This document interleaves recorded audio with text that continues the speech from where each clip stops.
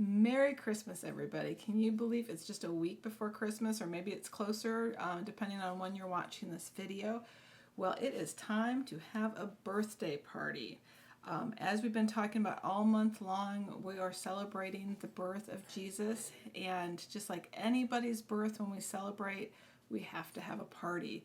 So in your kit, if you received a supply kit, you're going to have a cake mix and some frosting, some party hats and balloons, and some crafts and games. So I want you to get everything together. And if you are participating and you didn't receive a kit, not a problem.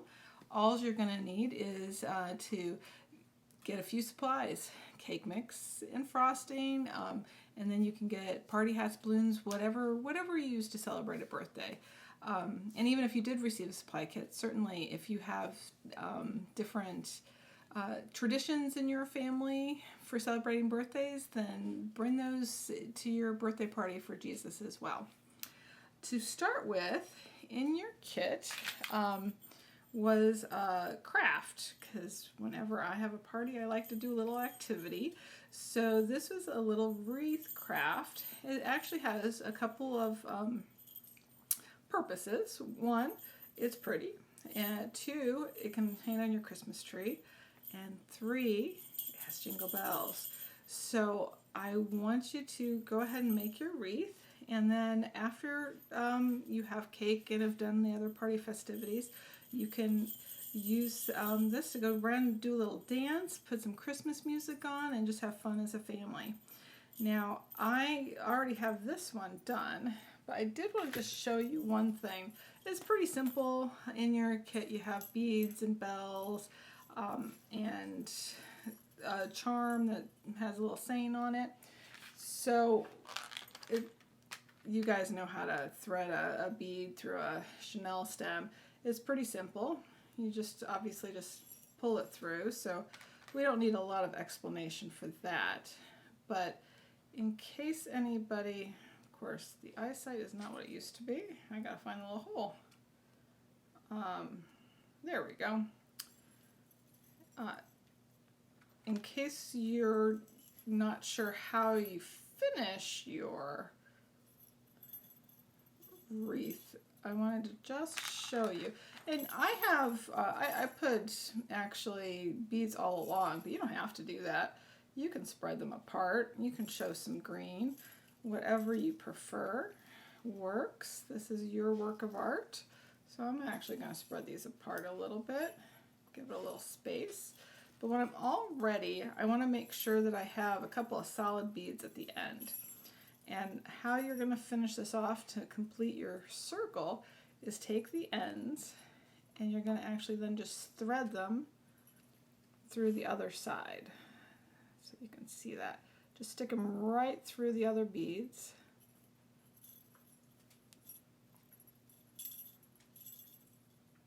Okay, that one's a little tough. And then on the other side, I'm going to do the same thing. Got to make sure I push it through both sides. Yeah, this is a lot easier on my example. My first one. Okay, the chenille stem is bending.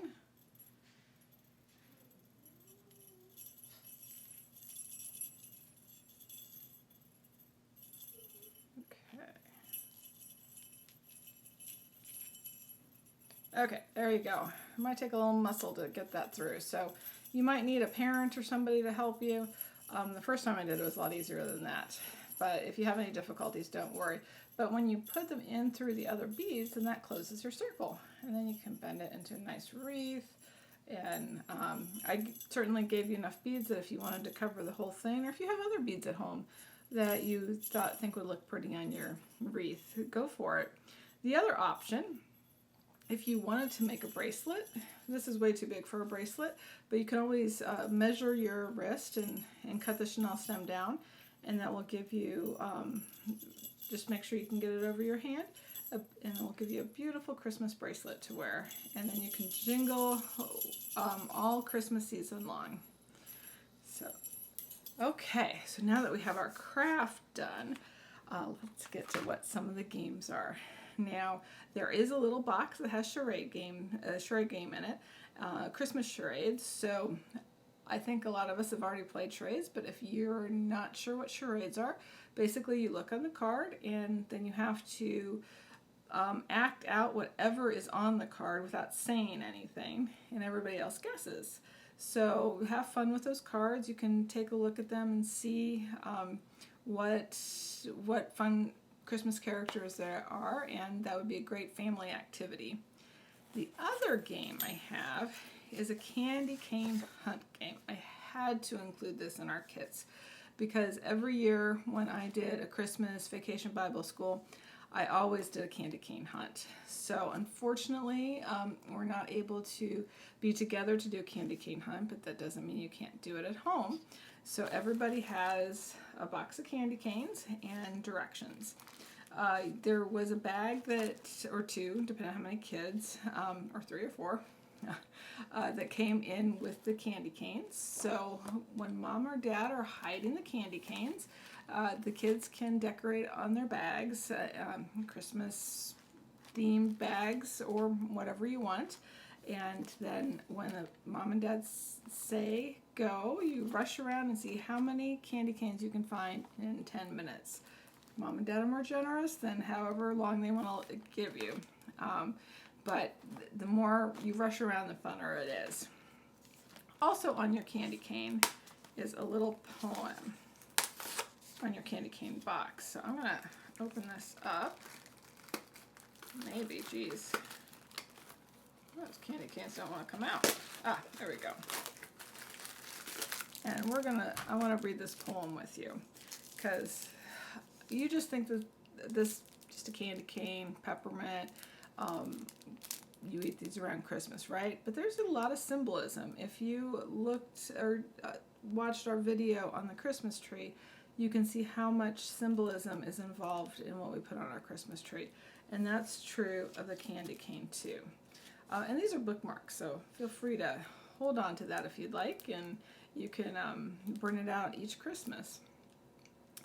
But it's Jesus is the gentle shepherd, and this cane of red and white proclaims the humble story born on Christmas night. So think about on Christmas, the shepherds came and were the first ones notified of Jesus' birth by the angels. And shepherds used shepherd's crooks, and that's what the candy cane shape looks like. This cane you see, when turned around, begins his name of love and now becomes a symbol of peace proclaimed above. So if you turn it around, it looks like a letter J, which is the start of Jesus. I think that's probably, I'm looking at this backwards, so I'm not sure which way, but whichever way, it's a letter J, so it begins Jesus. The lively peppermint flavor is the regal gift of spice. The white is his purity, and the red is his sacrifice. So remember, the wise men came and gave gold, frankincense, and myrrh, so that's the spice we're talking about. And of course, Jesus is pure, and the red is the sacrifice that he died for us on Easter. And so this cane reminds us just how much he cares, and like his Christmas gift to us is meant for all to share. So best thing about candy canes is sharing them with those that you love and anybody. So after you collect all your candy canes after the candy cane hunt, then offer them to friends and family on Christmas and share the gift of God's love. Okay, so now you can't have a party without some gifts. We need a gift for baby Jesus and a card. Have to have a card. So what we're going to do here, you know what? I had my card and I apparently didn't have it with me here. So I did draw a card. On the outside of it, I put a Christmas tree. And on the inside, I wrote, Happy birthday, Jesus. Thank you for all the love that you give to us and for living inside my heart and being with me always. So I want you to take your Christmas card that was provided, it's a little square card with an envelope, draw something on the outside, and then draw something, and then write something on the inside, a message to Jesus, that happy birthday, wishing you a fabulous year, and then just some sentiment from you to Jesus for his birthday card. And then for his gift, you'll find a piece of paper, a gold piece of paper, and a box. Now the box in your kit is folded, so you'll just have to, it's pretty easy. It comes like that. You just pop it in and you have a box. Pretty cool. So on your paper, I want you to think of a good deed that you can do that in the name of Jesus. Anything that you want. It can be helping doing a chore for your parents. It can be walking the dog. It can be doing something good for a teacher, for donating some toys, donating clothes, giving money to a good cause, whatever you think, whatever in your life is something that you feel you can do for somebody else. It could be personal, like doing something for a parent, or it can be doing something for somebody you don't know, like giving toys and clothes to a charity. But I want you to write down on your piece of paper what it is that you're giving to baby Jesus. I'm going to write that I am giving, let's see, dear Jesus, for your birthday, I am going to donate clothes to the local shelter.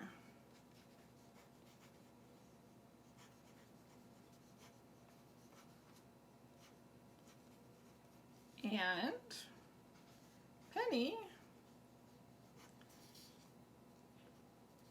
is going to donate food to the local dog shelter. Can't forget Penny here.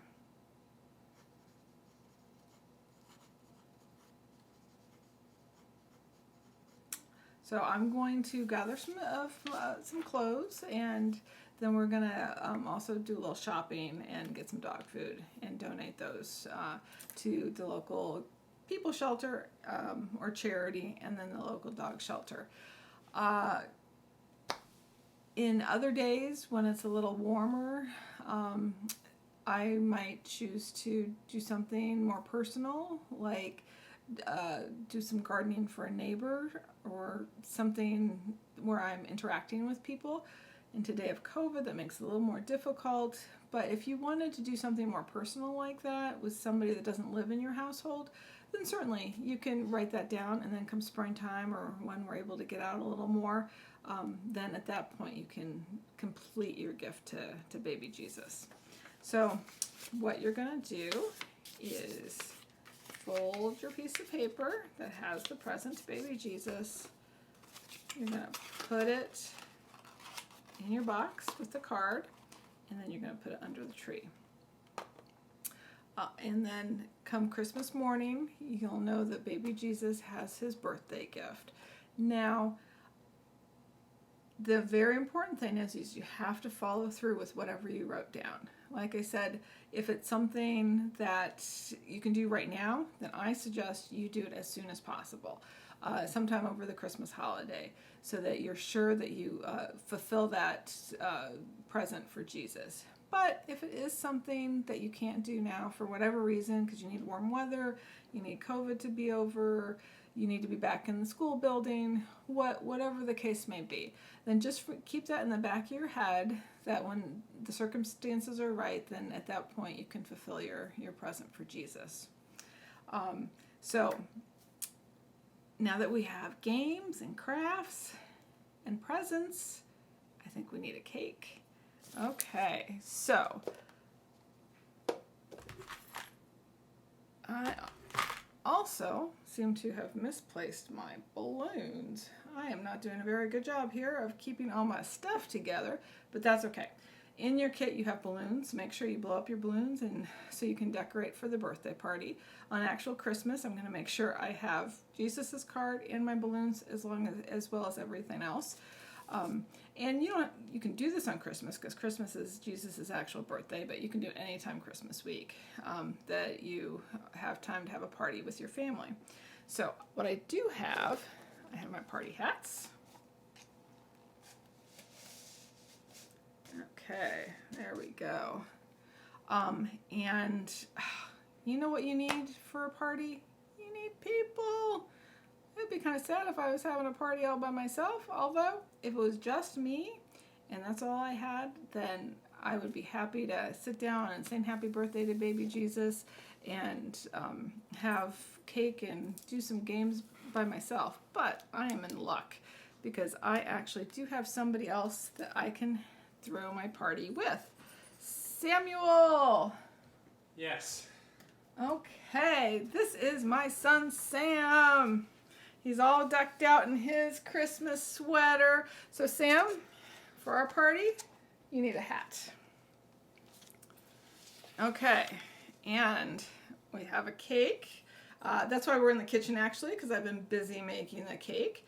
And we have 3 candles. So our candles, here Sam, why don't you hold the cake so we can see that. Now our candles, one for the past, and you have a card that has all this written into it. So I want you to put 3 candles in the cake. One for the past, and we remember the stories of Jesus from days long ago. One for the present. Feel the ways Jesus lives in our hearts and through our actions today. And one for the future. Commit to live as Jesus taught us to and make the world a better place. So, after you have your cake and your candles, of course we need to light them. Okay, and then what do you do before you eat cake? We have to sing happy birthday. So let's see if I can use this lighter. Oops. Ah, there we go. Now, you can decide amongst your family who's going to blow out the candles. If in this time of COVID, you don't want people spitting all over the cake, the candles are long enough that mom or dad can pull them out and hold them up so that you can blow them out individually and not all over the cake. But before we blow out candles, we have to sing happy birthday. Are you ready, Sam? Yes. Okay, ready? Happy birthday to you. Happy birthday to you. Happy birthday, dear Jesus. Happy birthday to you. Yay! Okay, I'm going to demonstrate. Sam, would you like to blow out a candle? All right. I got it. So, blow out the rest of them. And then all we have left is to eat some cake. Cut into, oh.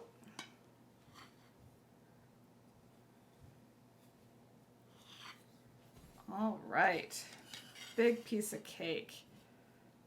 Oh, doesn't that look good? And now I just have white frosting here because that was the kind of frosting that I had available. But I believe everybody else had the frosting that had the little sprinkles on it. So feel free to decorate your cake with sprinkles that came with the frosting or anything else that you have around the house. Decorate it up. If you have extra colored frosting, you can write happy birthday Jesus. Whatever you feel would be fun to celebrate Jesus' birthday. So I am going to get my cake. I'm all set here. And I just wanted to say thank you so much for joining me on this journey of Christmas this month. And I hope that you've enjoyed everything. And I hope you enjoy celebrating Jesus' birthday and have as much fun doing that as I have. And thank you so much for being here with me. And Merry, Merry Christmas. I look forward to seeing everybody in the new year. Thanks.